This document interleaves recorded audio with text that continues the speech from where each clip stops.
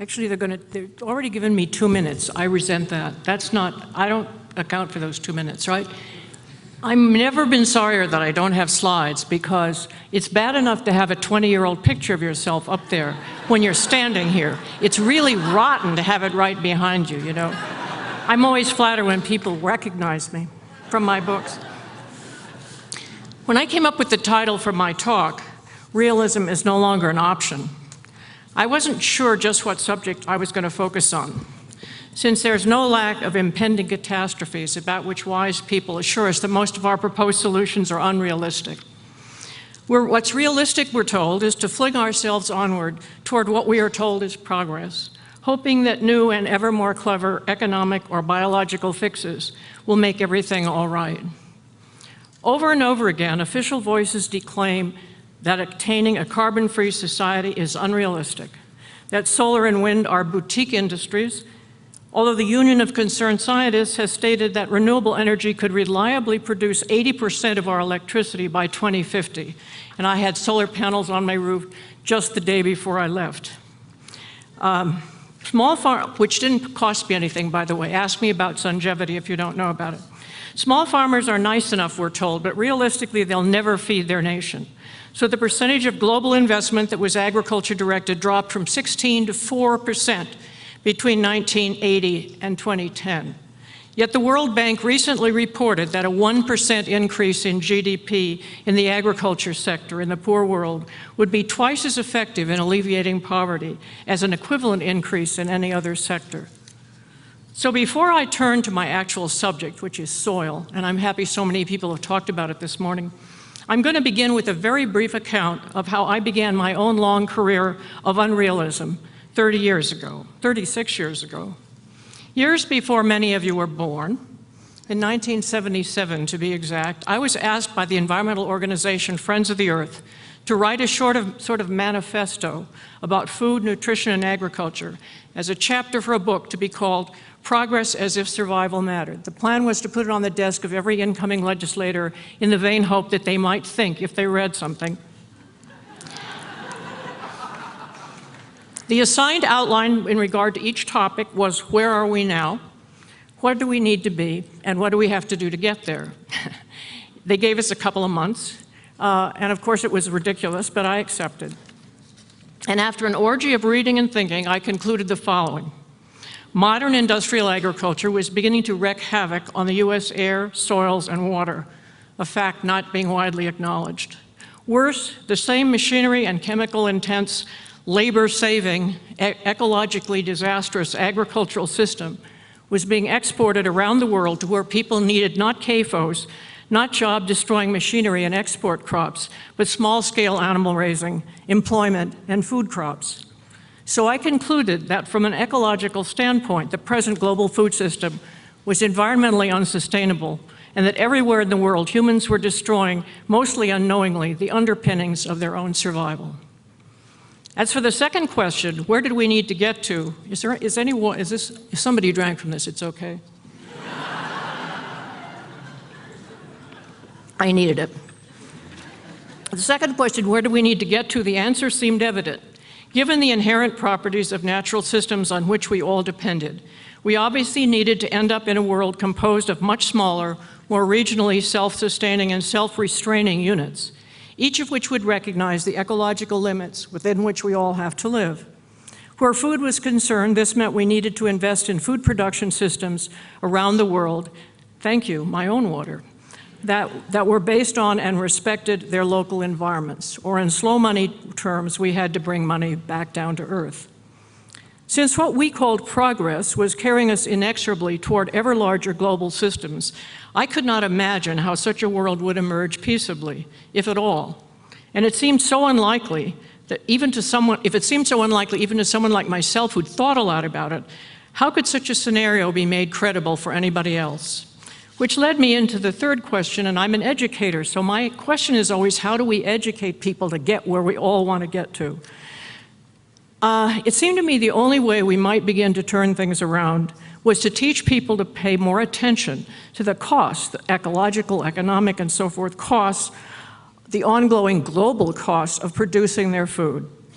And how could ordinary citizens be made to pay attention? I thought the only way was to get them acquainted with farmers. That is, they had to get to know a farmer close up. But how on earth could eaters do that if the only farmers left were nameless bodies growing our vegetables in giant California fields, or riding tractors across the Midwest to produce vast acres of wheat, corn, and soybeans for use for the food processors and our livestock? By the way, at the time I did this, I think that the statistic was something like 98% of our produce was grown in California. Now remember, this was so then I decided the only way we'd keep the farmers in business was if we ate what they grew, and that meant we had to eat more locally. So in a completely theoretical analysis, I came to the point of saying we had to eat more locally in order that we could save world agriculture. Now remember, this was 1977, and right after I said something about eating locally in a public setting, I learned what unrealistic meant. It meant, nobody will do that. You're crazy. This is stupid. Progress means eating whatever you want at whatever time of year, wherever it comes from. Why on earth would Americans give that up? Even more challenging, however, was the next statement, which was, question actually, I lived in the Northeast, so what would you eat in winter? Well, I have to tell you, it sounds easy, but in 1977, I grew up in California. I didn't learn it as a child. And by 1977, there were no farmers markets. There was no indication in the supermarket of where food came from. I didn't even know what was its season any time. So I decided the only way I could do what I was talking about was to grow my own. And that set me off on a lifetime enterprise, really. I had to grow my own in order to see what was possible, which is the beginning of my growing my own. And the rest is history. I'm still alive, despite the Hudson River's effort to destroy my garden almost every year now, with the rising of the tides, and making my way into old age, and I haven't brought a vegetable in 15 years. And if I wanted to, I could actually buy local now, since local food is much more available, almost a fad, alas, and farmers markets are burgeoning, and young people are graduating from Yale are saying to their indebted parents at graduation, I might want to be a farmer. Which brings me quite naturally to soil, the topic of my remaining 7 and 32 minutes. I can't do it in that.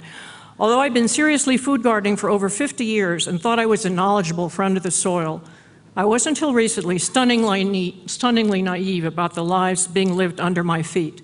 Then I received an amazing book by Cornell professor David Wolfe called Tales from the Underground. It turned out to be one of those rare volumes that change your whole view of the world.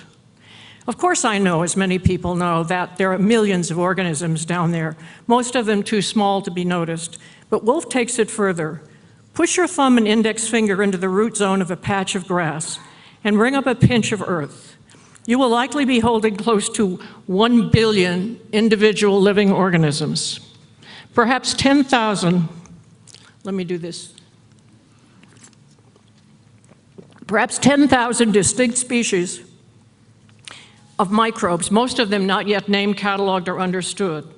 Interwoven with the thousands of wispy root hairs of the grass would be coils of microscopic gossamer-like threads of fungal hyphae, the total length of which would be measured in miles, not inches.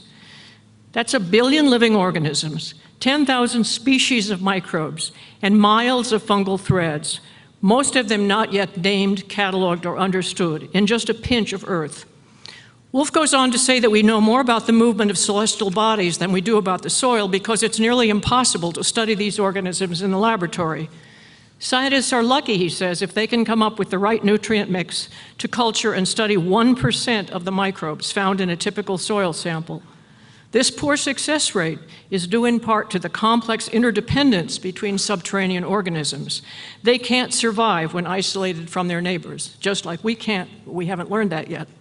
So that's what's in our dirt, billions of interdependent organisms about which we still know more than a decade into the 21st century, very little. Now, less than 20 years ago, we introduced into this vast sea of ignorance a new technology called genetic engineering that was rapidly adopted in the US for use on major commodity crops.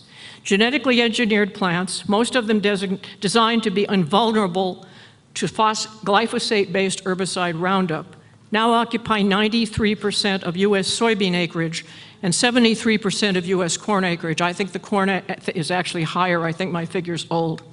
So a hell of a lot of topsoil is getting sprayed every year with Roundup. It is widely known among agriculturists that glyphosate binds soil minerals, making them less available to plants.